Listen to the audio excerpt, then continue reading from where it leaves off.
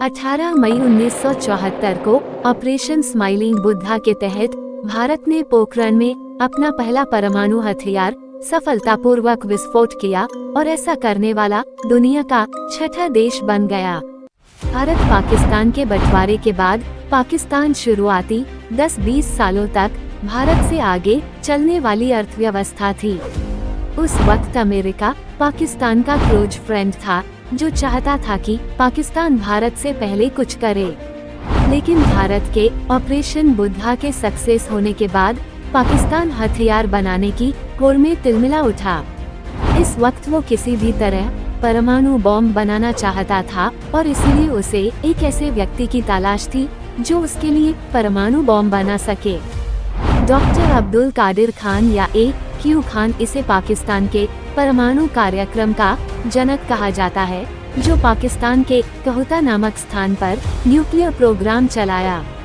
इसको लेकर भारत में ऑपरेशन कहूता चलाया गया। ये वो रिसर्च साइट थी जिसे पाकिस्तान ने पूरी दुनिया से छुपा कर रखा था, पर भारतीय जासूसों ने इसका पता लगाया और पूरी जानकारी जुटाकर तत्कालीन प्रधानमंत्री मोरारजी देसाई को बता भी दी थी। पर इनके द्वारा किया गया एक ऐसा वाकया जिससे ऑपरेशन कहूता ठंडे बस्ते में चला गया और इसी के साथ भारत के कई जासूसों को शहीद भी होना पड़ा।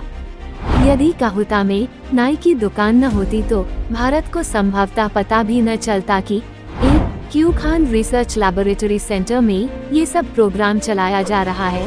भारत के कई जासूस के साथ इजराइल भी इसे फेल करने में लगा हुआ था।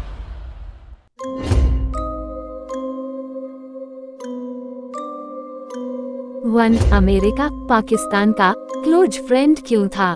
2. इस मिशन में इसने पाकिस्तान को डिफेंड कैसे किया? 3. AQ खान था कौन? क्या थी इसकी असलियत? 4. AQ खान रिसर्च लैब में वो क्या रहा था? 5. नाई की दुकान की इस ऑपरेशन में क्या भूमिका थी? 6. 1974 में ऐसा क्या हुआ कि ऑपरेशन बुद्धा इंदिरा गांधी के नेतृत्व में हुआ था, तो फिर मोरारजी देसाई कहां से आ गए? 7. देसाई जी खुद की यूरिन क्यों पीते थे? 8. ऑपरेशन कहूता ठंडे बस्ते में क्यों चला गया? 9. हमारे इतने सारे जासूसों को क्यों शहीद होना पड़ा? 10. इस ऑपरेशन में इजराइल की क्या भूमिका थी? तो चलिए हर एक सवाल का जवाब तलाशने की कोशिश करते हैं।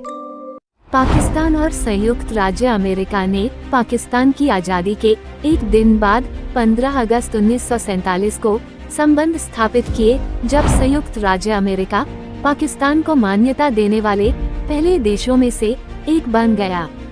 दोनों देशों के बीच संबंधों को रोलर कोस्टर के रूप में वर्णित किया गया है, जो घनिष्ठ समन्वय और गहरे द्विपक्षीय अलगाव द्वारा चिन्हित निम्नताओं की विशेषता है।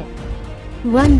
शीत युद्ध 1945 से 1991 के दौरान पाकिस्तान ने सोवियत संघ के नेतृत्व वाले पूर्वी ब्लॉक के खिलाफ संयुक्त राज्य अमेरिका के नेतृत्व वाले पश्चिमी ब्लॉक के साथ गठबंधन किया।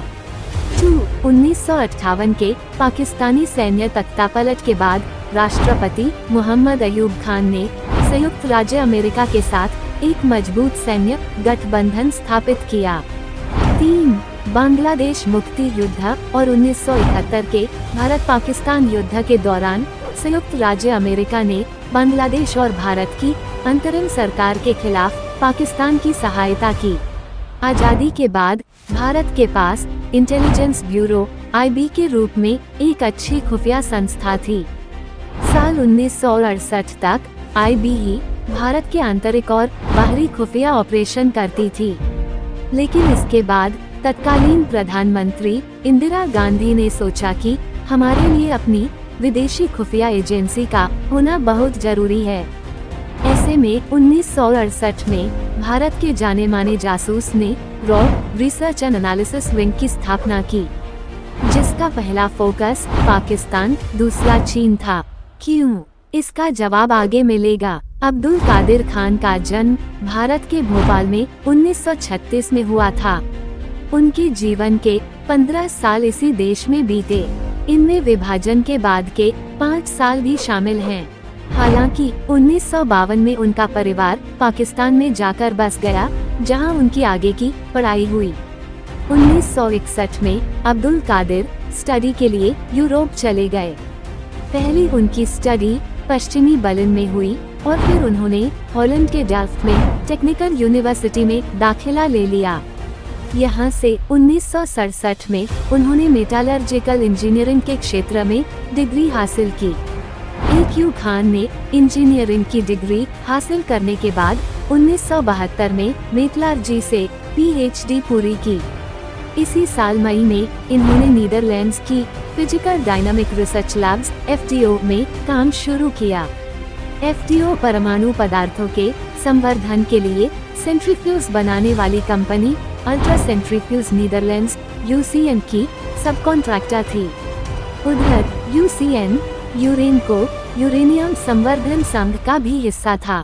FDO में काम शुरू करने के एक हफ्ते के अंदर ही ए.क्यू. खान नीदरलैंड्स के अल्मेलो में स्थित UCN के परमाणु संवर्धन केंद्र पहुंच गए। खान यूरेनको के सेंट्रीफ्यूज में इस्तेमाल होने वाले तकनीक को समझने में जुट गए। पाकिस्तानी वैज्ञानिक को इस केंद्र में आने की इजाजत नहीं मिली थी, लेकिन इन्होंने अपने बॉस को मनाकर कई बार इस केंद्र का दौरा किया और घूम घूम कर सारा डेटा को जुटाने में लग गए। ये सेंट्रीफ्यूज के सिलिंड्रिकल मशीन का कॉन्सेप्ट को सीख रहे थे। Centrifuges are cylindrical machines that spin uranium gas at high speeds to produce fuel for nuclear reactors or weapons. This process is called uranium enrichment. All centrifuges can enrich uranium either to a low level suitable for nuclear reactors or a high level suitable for nuclear weapons. Centrifuge बेलनाकार मशीनें हैं जो परमाणु रिएक्टरों या हथियारों के लिए ईंधन का उत्पादन करने के लिए यूरेनियम गैस को उच्च गति पर घुमाती हैं। इस प्रक्रिया को यूरेनियम संवर्धन कहा जाता है। सभी सेंट्रीफ्यूज यूरेनियम को परमाणु रिएक्टरों के लिए उपयुक्त निम्न स्तर या परमाणु हथियारों के लिए उपयुक्त उच्च स्तर तक समृद्ध कर सकते हैं। हालांकि इसी बीच नीदरलैंड्स की खुफिया एजेंसियों को शक हो गया कि खान परमाणु तकनीक से जुड़ी संवेदनशील जानकारी इकट्ठा कर रहे हैं। दरअसल खान इस केंद्र में जिस तकनीक के बारे में पता करने में जुटे थे वो उनके प्रोजेक्ट का हिस्सा ही नहीं थी, या यूं कहे तो ये उनका फील्ड था ही नहीं। इस वक्त पाकिस्तान के प्रति अमेरिका को बड़ा प्रेम था। ये पाकिस्तानियों को गिरफ्तार होने देना नहीं चाहता था, इसलिए ए.क्यू. खान को गिरफ्तार करने से अमेरिका ने नीदरलैंड को रोक दिया और ये बच गया। 18 मई 1974 को भारत ने अपना पहला स्माइलिंग बुद्धा शांतिपूर्ण परमाणु परीक्षण किया। इस पर पाकिस्तान के साथ साथ अमेरिका ने भी नाराजगी जताई। यही वह समय था जब पाकिस्तानी हुक्मरान ने परमाणु तकनीक हासिल करने के लिए दुनिया भर से मदद मांगना शुरू कर दिया। भारत की बढ़ती परमाणु क्षमताओं से सावधान रहते हुए पाकिस्तान ने भी अपने लिए परमाणु हथियार बनाने की तैयारी शुरू कर दी थी और चीन उसका रणनीतिक सहयोगी था। इसलिए रॉ का पहला फोकस पाकिस्तान और दूसरा चीन था। परमाणु परीक्षण के बाद कई रॉ एजेंट्स को पाकिस्तान में डिप्लॉय किया गया, ये पता लगाने के लिए कि भारत के परमाणु परीक्षण के बाद पाकिस्तान क्या करने वाला है। मई 1974 खान पाकिस्तान के लिए परमाणु बम बनाने के प्रयासों में योगदान देना चाहते थे। अगस्त 1974 में खान ने एक पत्र लिखा जिस पर किसी का ध्यान नहीं गया, लेकिन सितंबर 1974 में उसने पाकिस्तानी राजदूत के माध्यम से प्रधानमंत्री सचिवालय को एक और पत्र भेजा। उनके पत्र को पढ़ने के बाद प्रधानमंत्री जुल्फिकार अली भुट्टो ने अपने सैन्य सचिव को सत्यापन के लिए खान, जो उस समय अज्ञात था, की सुरक्षा जांच करने के लिए कहा और PAC को बशीरुद्दीन महमूद के तहत एक टीम भेजने के लिए कहा, जो अलमेलो में उनके परिवार के घर पर खान से मिली और भुट्टो को पत्र लिखकर इस्लामाबाद में उनसे मिलने का निर्देश दिया। दिसंबर 1974 में पाकिस्तान पहुंचने पर खान ने टैक्सी लेकर सीधे प्रधानमंत्री सचिवालय के लिए प्रस्थान किया। उन्होंने गुलाम इशाक खान, आगा शाही और मुबाशिर हसन की उपस्थिति में प्रधानमंत्री भुट्टो से मुलाकात की, जहां उन्होंने अत्यधिक समृद्ध यूरेनियम के महत्व को समझाया। बाद में भुट्टो प्रशासन के कई अधिकारियों ने खान को सेंट्रीफ्यूज तकनीक के बारे में और अधिक जानने के लिए नीदरलैंड में रहने की सलाह दी, लेकिन महमूद के नेतृत्व वाले प्रोजेक्ट संवर्धन कार्यक्रम पर परामर्श देना जारी रखा। दिसंबर 1975 तक खान को एक कम संवेदनशील अनुभाग में स्थानांतरित कर दिया गया, जब यूरेनको को सेंट्रीफ्यूज तकनीक पर निर्देश देने के लिए महमूद के साथ उनके अविवेकपूर्ण खुले सत्र पर संदेह हुआ। खान को नीदरलैंड में अपनी सुरक्षा का डर सताने लगा और अंततः वह घर लौटने पर जोर देने लगा। दिसंबर 1975 में AQ खान ने अचानक ही FDO छोड़ दिया और पाकिस्तान आ गए। यहाँ वो अपने साथ परमाणु हथियार तैयार करने के लिए FDO से चुराए गए सेंट्रीफ्यूज के ब्लूप्रिंट्स और बाकी जरूरी पुर्जों की जानकारी लेकर पहुँचे थे। इतना ही नहीं, खान ने ऐसी 100 कंपनियों की जानकारी भी पाकिस्तान लेकर पहुंचे थे, जो सेंट्रीफ्यूज से जुड़े पुर्जे और परमाणु पदार्थ मुहैया करा सकें। पाकिस्तान ने शुरू किया परमाणु परीक्षण। 1976 में अब्दुल कादिर खान ने पाकिस्तान के परमाणु ऊर्जा आयोग, पाकिस्तान एटॉमिक एनर्जी कमीशन के लिए काम करना शुरू किया। हालांकि यहाँ उनकी वैज्ञानिकों के साथ बहस हो गई, जिसे सुझाने के लिए खुद PM भुट्टो को आगे आना पड़ा। भुट्टो ने AQ खान को पाकिस्तान के यूरेनियम संवर्धन कार्यक्रमों का खुला नियंत्रण सौंप दिया। इसी के तहत खान ने सबसे पहले 31 जुलाई 1976 को इंजीनियरिंग रिसर्च लैब ERL की शुरुआत की। इस लैब में सिर्फ यूरेनियम की संवर्धन क्षमताओं पर रिसर्च किया जाना था। भारत में इमरजेंसी 25 जून 1975 से 21 मार्च 1977 तक का 21 महीने की अवधि में भारत में आपातकाल घोषित था। तत्कालीन राष्ट्रपति फखरुद्दीन अली अहमद ने तत्कालीन भारतीय प्रधानमंत्री इंदिरा गांधी के कहने पर भारतीय संविधान की अनुच्छेद 352 के अधीन आपातकाल की घोषणा कर दी थी। 25 जून की रात से ही देश में विपक्ष के नेताओं की गिरफ्तारियों का दौर शुरू हो गया था। जयप्रकाश नारायण, अटल बिहारी वाजपेयी, लालकृष्ण आडवाणी, जॉर्ज फर्नांडिस सरीखे बड़े नेताओं को जेल में बंद कर दिया गया था। जेलों में जगह तक नहीं बची थी। अपोजिशन ने इसका जबरदस्त तरीके से विरोध किया और जनता का सेंटीमेंट भी अपोजिशन की तरफ मुड़ गया। नतीजा, कांग्रेस की सरकार गिर जाती है और पहली गैर कांग्रेसी सरकार जनता पार्टी भारी बहुमत से सत्ता में आई और मोरारजी देसाई 1977 में प्रधानमंत्री बने। रॉ ने शुरू किया ऑपरेशन काहुटा। 1977 में रॉ द्वारा लॉन्च किए गए इस मिशन का मोटिव पाकिस्तान के सीक्रेट वेपन प्रोग्राम का पता लगाना और उसकी पुष्टि करना था।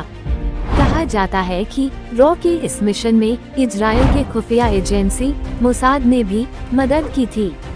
इसके लिए लगभग 1 दशक तक RM काओ के नेतृत्व में रॉ ने पाकिस्तान के अंदर एक नेटवर्क बनाने का काम किया था। 1970 के दशक के अंत से 1977 तक रॉ ने पाकिस्तान के अंदर एक अच्छा नेटवर्क स्थापित कर लिया था। इधर 1978 में खान द्वारा गठित इस लैब ने जर्मनी की डिजाइन के आधार पर P1 सेंट्रीफ्यूज के प्रोटोटाइप बनाने में कामयाबी हासिल की। यह उसी डिजाइन की कॉपी थी जिसे समझने का काम AQ खान को यूरेनको में मिला था। आखिरकार 4 अप्रैल को पाकिस्तान ने काहुता स्थित केंद्र में परमाणु संवर्धन में सफलता हासिल की। चीन से मिली परमाणु बॉम्ब बनाने की तकनीक। परमाणु संवर्धन में सफलता मिलने के बावजूद पाकिस्तान के लिए न्यूक्लियर हथियार बनाना दूर की कौड़ी थी। ऐसे में पाकिस्तान ने चीन का हाथ थामा और खान ने चीन की 1966 में परमाणु टेस्ट के लिए इस्तेमाल हुए बॉम्ब के ब्लूप्रिंट हासिल कर लिया। इधर भारत में मोरारजी देसाई पाकिस्तान के साथ बेहतर रिश्ते स्थापित करने की कोशिश में लगे हुए थे। पाकिस्तान के जिया उल हक की सरकार ने मोरारजी देसाई की सरकार के साथ बेहतर संबंध स्थापित करने की दिशा में काम किए। कहा जाता है कि यदि मोरारजी देसाई की सरकार अपना कार्यकाल पूरा कर पाती तो शायद दोनों देशों के रिश्ते कुछ और होते। मोरारजी देसाई ने पाकिस्तान के साथ देश के रिश्ते इतने अच्छे कायम किए कि पाकिस्तान ने उन्हें अपने सर्वोच्च नागरिक सम्मान निशाने पाकिस्तान से सम्मानित किया।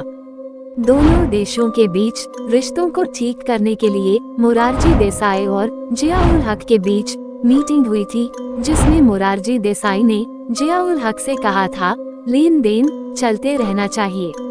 अगर हम दोनों अपने देशों की हितों में काम करते रहे तो हमारे बीच कोई झगड़ा नहीं होगा। मोरारजी देसाई प्रधानमंत्री रहते हुए पाकिस्तान के साथ मजबूत संबंध कायम कर लिए थे। इधर पाकिस्तान में लोगों ने खुफिया ऑपरेशन में अनोखा तरीका अपनाया। दरअसल रॉ एजेंट्स ने काहुटा में एक नाई की दुकान का पता लगाया। ये वही दुकान थी जहां पाकिस्तान के परमाणु वैज्ञानिक अपना बाल कटवाने जाते थे। रॉ एजेंट नाई की दुकान में एक वैज्ञानिक के पीछे गए और बाल कटवाने के बहाने चुपके से गिरे हुए उस वैज्ञानिक के बालों में से कुछ चुरा लिए और उसे सैंपल लैब टेस्ट के लिए भारत भेज दिए। जब इसकी रिपोर्ट आई तो सबको खुशी का ठिकाना नहीं रहा, क्योंकि उस पाकिस्तानी वैज्ञानिक के बालों से रेडिएशन के अंश मिले थे। बस अब सब कुछ साफ था। भारत जान चुका था कि काहुटा में ही परमाणु बॉम्ब विकसित करने के लिए तैयार एक प्लूटोनियम रिफाइनिंग प्लांट था और यहीं पर पाकिस्तान परमाणु हथियार बना रहा था। दरअसल मोरारजी देसाई अमेरिका में 1 घंटे के एक टीवी इंटरव्यू के दौरान 60% से अधिक यही बताते रहे कि मैं अपना ही मूत्र पीता हूँ। ये सेल्फ थेरेपी होती है जिससे इम्यूनिटी बढ़ती है, कैंसर नहीं होता, बीमारियां नहीं होती। बी रमन बताते हैं कि जिया उल हक फोन पर मोरारजी देसाई से पूछते, देसाई जी दिन में कितनी बार यूरिन पी जा सकती है, या देसाई जी ये सुबह उठते ही करे या दिन में कभी भी ले सकते हैं।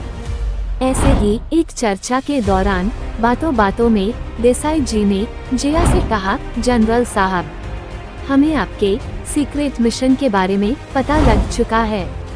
अगर कुछ भी होता है तो तुम जिम्मेदार होगे। मैं ऐसा शख्स नहीं हूँ जो सिर्फ बातें करता हूँ, मैं एक्शन भी लेता हूँ। जिया उल हक ये सुनते ही ठनक गया और समझ गया कि परमाणु संयंत्र की बात हो रही है। भारत की ओर से इस चूक का नतीजा ये हुआ कि पाकिस्तान ने काहुटा में डिप्लॉय रॉ एजेंट्स को चुन चुन कर मार दिया और काहुटा को इजरायली बॉम्बबारी से बचाने के लिए अमेरिका से डील कर ली। एक भूल के चलते पाकिस्तान में रॉ का नेटवर्क पूरी तरह बर्बाद हो गया। रॉ का ये मिशन भले ही पूरी तरह से कामयाब न हो पाया, लेकिन वाकई में रॉ का ये अभियान न सिर्फ ऐतिहासिक था बल्कि दुनिया के सबसे जोखिम भरे मिशन में से भी एक था। इस ऑपरेशन काहुटा रॉ के कई शानदार ऑपरेशंस में से एक माना जाता है। इसमें शामिल एजेंट्स के इनपुट का इस्तेमाल अगर ठीक तरह से होता तो शायद आज तक पाकिस्तान परमाणु बम बना ही नहीं पाता। इस मामले में एक नया मोड़ आया 1981 में, जब इंदिरा गांधी एक बार फिर प्रधानमंत्री बनी। हुआ यूं कि 7 जून 1981 को इजरायल ने इराक में बन रहे परमाणु रिएक्टर पर हमला कर उन्हें नष्ट कर दिया। इजरायल के इस साहसिक मिशन से इंस्पायर होकर भारत ने काहुटा में हवाई हमले की योजना बनाई। प्लान के मुताबिक ये काम इजरायल के फाइटर जेट को करना था। लेकिन इससे पहले CIA को इसकी भनक लग गई और इस प्लान को ठंडे बस्ते में डालना पड़ा। 1984 में एक और बार दोबारा ये योजना बनाई गई, लेकिन अमेरिका के इशारे पर पाकिस्तान ने कहोता की सुरक्षा बढ़ा दी और फिर से ये प्लान ठंडे बस्ते में चला गया। 28 मई 1998 को पाकिस्तान दुनिया का 7वां न्यूक्लियर पावर कंट्री बन गया। इधर इजरायल की खुफिया एजेंसी मोसाद भी पाकिस्तान के परमाणु हथियार हासिल करने को लेकर असुरक्षित थी। इसने पाकिस्तानी परमाणु कार्यक्रम के बारे में जानने के लिए सब कुछ इकट्ठा करने में रॉ के साथ साझेदारी की थी। मोसाद इसलिए भी परेशान थी क्योंकि पाकिस्तानी परमाणु के जनक AQ खान उत्तरी कोरिया के प्योंगयांग का दौरा किया था। उस वक्त उत्तरी कोरिया का कमान तानाशाह किम जोंग उन के पिता किम जोंग इल के हाथों में थी और वो लगातार परमाणु बॉम्ब बनाने की कोशिश कर रहा था। यही उत्तरी कोरिया इजरायल को अपना दुश्मन मानता था, लिहाजा मोसाद को लग रहा था कि उत्तरी कोरिया को न्यूक्लियर प्रोग्राम AQ खान दे सकता है। चूंकि ब्लूप्रिंट चीन ने दे दिया है, नीदरलैंड से न्यूक्लियर सेंट्रीफ्यूगल मशीन बनाने की तकनीक चोरी करके ले आया है और दोनों को कंबाइंड करके उत्तरी कोरिया को बेच सकता है। अगर पाकिस्तानी वैज्ञानिक खान की मदद से उत्तरी कोरिया परमाणु बॉम्ब बना लेता है तो उसकी मुसीबत और बढ़ जाएगी। इसलिए इजरायल भी भारत के साथ हो गया और कहा कि आप सिर्फ कॉन्फर्म कर दो, मैं रिसर्च सेंटर को ही नष्ट कर दूंगा। ऐसे में इजरायल सीधे तौर पर पाकिस्तान के कहोता पर बमबारी करना चाहता था, लेकिन भारत की तरफ से एक बड़ी प्रॉब्लम हो गई। रॉ ने एक शख्स के माध्यम से पूरे संयंत्र का ब्लूप्रिंट भी हासिल कर लिया, लेकिन वो इसके बदले $10 लाख की मांग कर रहा था। ये रकम इतनी बड़ी थी कि बिना प्रधानमंत्री के हस्ताक्षर के सैंक्शन नहीं हो सकती थी और इस वक्त के प्रधानमंत्री मोरारजी देसाई थे। इमरजेंसी के दौरान सरकारी संस्थाओं का जमकर दुरुपयोग हुआ था। मोरारजी देसाई की सरकार इंदिरा गांधी की सरकार से पीड़ित थी क्योंकि इनका मानना था कि इंदिरा गांधी ने जांच एजेंसियों का दुरुपयोग करके जनता सरकार के कई लीडर्स की जासूसी करवाकर उन्हें जेल में डाल दिया था। इसलिए ये पूरी जांच एजेंसियों के खिलाफ थे और प्रधानमंत्री बनते ही रॉ के 40% बजट घटा दिए थे। रामेश्वरनाथ काव ने जब उन्हें कहोता में बन रहे परमाणु बॉम्ब की जानकारी दी, तब मोरारजी देसाई को खुशी तो हुई कि हमारे रॉ एजेंट्स ने ये काम किया है। चूंकि रॉ का गठन इंदिरा गांधी के नेतृत्व में हुआ था और ये लोग इंदिरा गांधी के विश्वस्त लोगों में से थे, इसलिए इन्होंने पैसे देने से साफ मना कर दिया, ये कहकर कि तुम लोगों पर मुझे भरोसा नहीं है। हो सकता है कि तुम लोग मेरे ही खिलाफ कॉन्स्पिरेसी कर रहे हो। इन्होंने काव से कहा कि पाकिस्तान के आंतरिक मामले में हस्तक्षेप न करे। काव ने तब निदेशक पद से इस्तीफा दे दिया, ये कहते हुए कि जब प्रधानमंत्री को ही अपनी संस्था पर भरोसा नहीं है तो रॉ का कोई औचित्य ही नहीं रह जाता। बात अगर इतनी ही होती तो भी ठीक था, लेकिन मोरारजी देसाई ने इस बात की जानकारी पाकिस्तान को भी दे दी। दरअसल देसाई और पाकिस्तान के राष्ट्रपति जनरल जियाउल हक की अक्सर फोन पर बातचीत होती रहती थी। तब देसाई का यूरिन थेरेपी वर्ल्ड फेमस हुआ करता था। AQ Khan smuggling nuclear weapon. London के अखबार संडे टाइम्स के पत्रकार साइमन हेंडरसन का दावा है कि AQ खान की सालों पुरानी एक ऐसी चिट्ठी उनके हाथ लगी है जिसमें उन्होंने अपनी पत्नी के सामने तमाम राज खोले हैं। पाकिस्तान से परमाणु बमों की तकनीक, ईरान, उत्तर कोरिया, लीबिया को स्मगल किए जाने का भेद खोला है।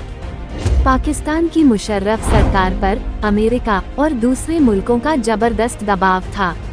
पाकिस्तान सरकार ने परमाणु वैज्ञानिक डॉक्टर AQ खान को बलि का बकरा बनाना शुरू कर दिया।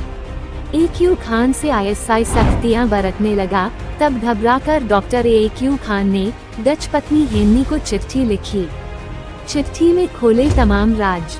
ब्रिटिश पत्रकार साइमन हेंडरसन के मुताबिक इस चिट्ठी में पाकिस्तान के परमाणु वैज्ञानिक डॉक्टर AQ खान ने तमाम राज पत्नी के सामने खोल दिए। हाथ से लिखी चिट्ठी की लाइनें कुछ इस तरह हैं: डार्लिंग, अगर सरकार मेरे साथ कुछ गड़बड़ करती है तो तुम सख्त कदम उठाना। मुझे डर है कि पाक सरकार मुझसे पीछा छुड़ाने के लिए और उन लोगों ने जो मेरे जरिए काम कराए हैं उन पर पर्दा डालने के लिए किसी भी हद तक जा सकते हैं। साफ है, पाक के परमाणु बमों के जनक कहे जाने वाले डॉक्टर खान इस वक्त अपनी ही सरकार से काफी डरे हुए थे और उन्होंने आगे खत में ईरान, उत्तर कोरिया और चीन के साथ हुई परमाणु लेन देन की तमाम बातें भी लिख दी। कई देशों के बारे में खुलासे। डॉक्टर खान ने ईरान के बारे में लिखा कि शायद बेनजीर भुट्टो जी के आशीर्वाद से जनरल इम्तियाज ने मुझसे कहा कि कुछ ड्राइंग और उपकरण ईरानियों को दे दें। हमें कुछ सप्लायर्स के नाम पते भी ईरानियों को देने को कहा गया था। चिट्ठी में डॉक्टर खान ने उत्तर कोरिया के बारे में लिखा, जनरल ने $3 मिलियन मेरे जरिए उत्तर कोरियाई लोगों से लिए और मुझसे कहा कि उन्हें कुछ ड्राइंग्स और मशीनें दे दें। डॉक्टर खान ने चीन से हुए पाकिस्तान के परमाणु लेन देन पर भी चिट्ठी में सनसनीखेज खुलासा किया। उन्होंने लिखा, हमने होंगझोंग में सेंट्रीफ्यूज प्लांट लगाया है। चीन ने हमें न्यूक्लियर हथियार के डिजाइन दिए हैं। 50 किलो उच्च क्वालिटी का यूरेनियम दिया है। पाक पर अमेरिका का दबाव। डॉक्टर खान ने अपनी चिट्ठी में इस बात का भी खुलासा किया है कि पाकिस्तान की मुशर्रफ सरकार क्यों उनके पीछे पड़ गई है। वो लिखते हैं, राष्ट्रपति मुशर्रफ पर वाशिंगटन का जबरदस्त दबाव है और अमेरिका ने कहा है कि मदद चाहिए तो परमाणु तकनीक की तस्करी का आरोप वैज्ञानिक AQ खान पर डाल दो।